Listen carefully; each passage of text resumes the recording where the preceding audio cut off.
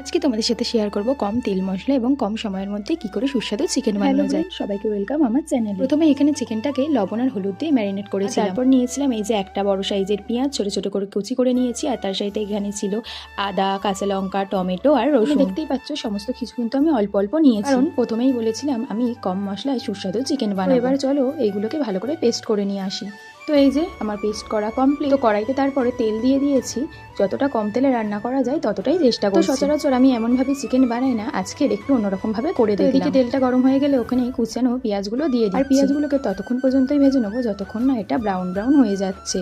তারপর পেঁয়াজগুলোকে ভালো করে গোল্ডেন ব্রাউন করে ভেজে নিয়ে এই যে বেটে রাখা মশলাটা দিয়ে দিলাম। এবার এই মশলাটাকে ততক্ষণ পর্যন্ত কষিয়ে নেবো যতক্ষণ না তেল ছেড়ে দিচ্ছে। মশলা থেকে তেল তো ছেড়ে দিয়েছে, মাঝে এর মধ্যে কয়েকটা মশলা দিয়েছিলাম সেটা স্কিপ করে গিয়েছি। মশলার মধ্যে ছিল লবণ, হলুদ আর কাশ্মীরি লঙ্কার গুঁড়ো। মশলাটাকে ভালোভাবে কষিয়ে নেওয়ার পর ম্যারিনেট করা চিকেনটা এর মধ্যে দিয়ে দিয়েছি। তো এটাকে এবার 10 থেকে 15 মিনিট আমি ভালো করে কষিয়ে নেব।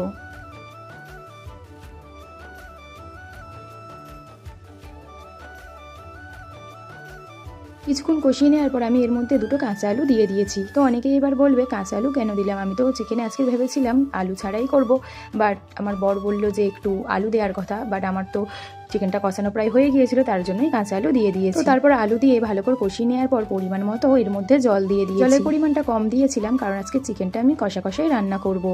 তারপর এটাকে ভালোভাবে ফুটতে দিয়ে ঢাকা দিয়ে ভালোভাবে সেদ্ধ করে নেব। তোমরাও কিন্তু এরকম ভাবে একবার ট্রাই করে দেখতে পারো। তারপরে এই যে এখানে আমার চিকেন কষা একদম রেডি। দেখতে যতটা লোভনীয় লাগছে খেতে কিন্তু ততটাই সুস্বাদু হয়েছিল। তো রেসিপিটা কেমন লাগলো অবশ্যই কিন্তু কমেন্টে জানিও। বাই।